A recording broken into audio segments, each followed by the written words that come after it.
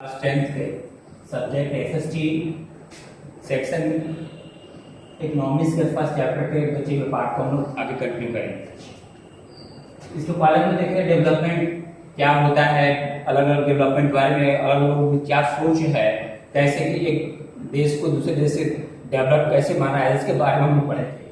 आज इसमें हम देखेंगे कि एवरेज इनकम हम बात देखेंगे। एवरेज इनकम निकालने के लिए क्या करते हैं, किसी देश की जितनी जनसंख्या है उसको क्या करते हैं, जितनी इनकम है देश की उससे टोटल जितनी इनकम हो रही है देश की टोटल जनसंख्या से क्या करते हैं उसके डिवाइड करते हैं, जो मिलता है उसको एवरेज इनकम करते हैं।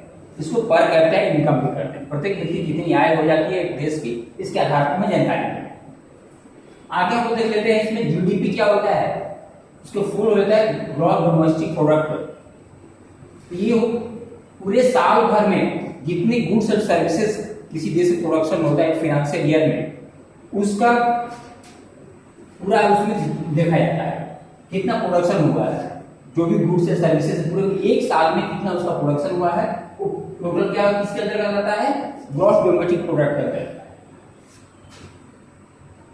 तो इसमें हम लोग किसी भी देश का हम लोग देखते हैं, अगर विकास देखते हैं तो बहुत केवल उसका पर कैपिटा इनकम ही नहीं, प्रत्येक व्यक्ति की आय कितनी है यही नहीं देखते हैं, उसमें और चीजें भी साथ साथ देखना पड़ता है, क्योंकि उसके आधार पर हम जो भी स्वीकारना करते हैं और अधूरा रह जाता है। इसके चलते इसमें हम ये भी ध्यान रखते हैं, इनफैक्ट मोर्टेलिटी रेट हो गया, लिटरेसी रेट हो गया। इनफैक्ट मोर्टेलिटी रेट उसको कहते हैं, यानी एक साल में उसमें 1000 देखा जाता है, 1000 देखा जाता है, एक 1 ईयर में 1000 बच्चे अगर जन्म लेते हैं, उसमें कितने बच्चे जो हैं एक साल की उम्र पूरा करने के पहले ही मर जाते हैं।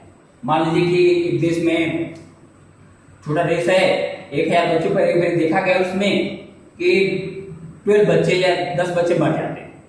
तो पूरे 1000 बच्चों में 10 बच्चे जो है एक साल पूरा नहीं कर पड़ते हैं, तो उसको इनफैक्ट मोर्टेलिटी बाल शिशु मृत्यु दर के अंतर्गत किया जाए।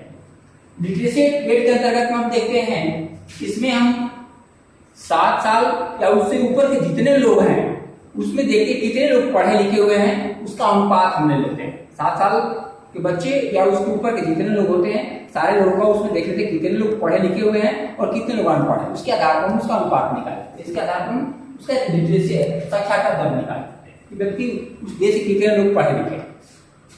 आगे हम देख लेते हैं, कहीं पर भी डेवलपमेंट में ये देखना पड़ता है कि पब्लिक को क्या सुविधा मिल रही, क्या फैसिलिटी मिल रही। तो बहुत कुछ इसके आधार पर हम दे सकते हैं, क्या क्या सुविधाएं मिल रही है। एग्जाम्पल रूप में हम दे सकते हैं, 2 स्टेट का हम ले सकते हैं, महाराष्ट्र और केरल ले सकते हैं एग्जाम्पल। इसमें देखते हैं कि महाराष्ट्र स्टेट जो है उसकी पर कैपिटा इनकम जो केरल से अधिक है, लेकिन केरल इतना ही नहीं, केरल की इनकम कम है, लेकिन यहाँ पर मोर्टेलिटी रेट और लिटरेसी रेट में महाराष्ट्र से ये आगे।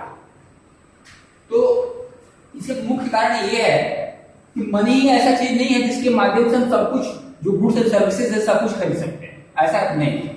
क्योंकि अगर हम देखें, अगर हम कहीं जाते हैं तो अगर हमारा पैसा है भी तो हम पूरे जहां भी हम रह रहे हैं पोल्यूशन फ्री इन्वायरमेंट हम नहीं खरीद सकते। उसके लिए अगर हम अच्छे जगह पर रह रहे हैं तो अच्छी बात है, लेकिन मान लीजिए बहुत ऐसी जगह पर जहाँ प्रदूषण है, वहां पर लोगों की इनकम ज्यादा है, इसके बावजूद भी लोग प्रदूषित वातावरण रहने के मजबूर हैं। उसी तरह हम दे सकते हैं कि कहीं पर इन्फेक्शियस डिजीज के बारे में, जो छोटी बीमारियां हैं, तो हम पैसे से ही सब कुछ नहीं कर सकते। अब जो छोटी बीमारी है उस पर रोक कब लग सकती है, जब पूरे उस आसपास रहने वाले समुदाय के लोग मिलजुल करके उसके रोकने के लिए कदम उठाएं, तब जाकर के ये उसे रोक लग सकती है। इससे क्या हम दे सकते हैं कि पैसा ही बहुत कुछ नहीं है, उसके लिए सामूहिक प्रयास और ये सारी चीजें भी ध्यान रखना जरूरी है। तो आगे हम देख लेते हैं ह्यूमन डेवलपमेंट रिपोर्ट क्या होता है। कहीं पर भी इसका एग्जैक्ट देखने की सबसे उचित तरीका ये होता है, ये यूनाइटेड नेशन की एक संस्था है यूएनडीपी संस्था है, ये ह्यूमन डेवलपमेंट रिपोर्ट तैयार करती है हर देश का, और उसके आधार पर ये रैंकिंग तैयार करती है कि कौन सा देश कितना डेवलप है, उसमें क्या क्या चीज शामिल किया है इसको हम देख लेते हैं। ह्यूमन डेवलपमेंट रिपोर्ट में देखा जाता है उस देश में लोग कितने लोग पढ़े लिखे हुए हैं, साक्षरता दर क्या है, उनकी स्वास्थ्य संबंधी स्थिति कैसी है, वो लोग स्वस्थ हैं या नहीं है, उनकी पर कैपिटा इनकम कितनी, ये सारी चीज के आधार पर ही ह्यूमन डेवलपमेंट रिपोर्ट तैयार होती है। तो इसमें और भी देखते हैं, लाइफ एक्सपेक्टेंसी रेट भी देख लेते हैं कि उस देश के जो लोग हैं कितने लंबे समय तक, कितनी उम्र तक जिंदा रहते हैं, ये भी इसमें शामिल किया जाता है। तो ह्यूमन डेवलपमेंट इंडेक्स जो है मानव विकास सूचकांक कर सकते हैं, यानी उसके आधार पर किसी देश की रैंकिंग निकाली जाती है। पूरी वर्ल्ड का उसमें रैंकिंग दिखाता है कि कौन सा देश कितने पैदान पर कितने रैंक पे, 1 नंबर 2 3 4 5 अप टू 100 जितना भी रैंकिंग है सबके आधार पर दिखाया है।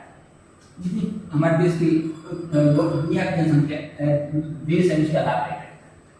तो इसमें देखा है कि पर कैपिटा इनकम कितनी है, कितने समय तक लोग जिंदा रहते हैं और कितने लोग साक्षर है, इसके आधार पर किसी देश का डेवलपमेंट रिपोर्ट निकाला जाता है कि कितने नंबर पर रैंकिंग। तो ये सारी चीजें जब डेवलपमेंट में ध्यान रखते हैं, साथ ही साथ ये भी ध्यान रखना जरूरी होता है कि मान लीजिए देश डेवलप हो गया है, तो ऐसा नहीं कि डेवलप हो गया है तो ये ध्यान रखना पड़ता है कि जो डेवलपमेंट हुआ है उसको बनाए रखें, या आने वाली पीढ़ी भी जितना विकास हो गया उतने विकास को देखे, उतने लंबे समय तक हम विकास रख पाए। तो उसके लिए होता है कि हम जो भी हमारे पास रिसोर्सेज हैं उसका हम सही से उपयोग करें कि आने वाली पीढ़ी भी उसका उपयोग कर सके। ऐसा नहीं कि हम बहुत सारे नॉन एग्जेक्टेबल रिसोर्सेज जैसे कोल हो गया, पेट्रोलियम हो गया, उनकी देखा जाता है कि अलग देशों में अलग समय तक उपयोग किया जा सकता है। तो हम जितनी भी हमारे पास रिसोर्सेज है उसका सस्टेनेबल डेवलपमेंट कब होगा, जब हमारे पास जो भी रिसोर्सेज है उपयोग उस इन्वायरमेंट को ध्यान में रखते हुए हम उपयोग करेंगे, तो भाई सस्टेनेबल डेवलपमेंट यानी हम जो भी डेवलपमेंट है उसको बनाए रख सकते हैं। तो इसको भी ध्यान रखना जरूरी है कि जो भी हमारा डेवलपमेंट हो उसको ध्यान रखें, साथ ही साथ उसको आने वाली पीढ़ी के लिए बचा कर।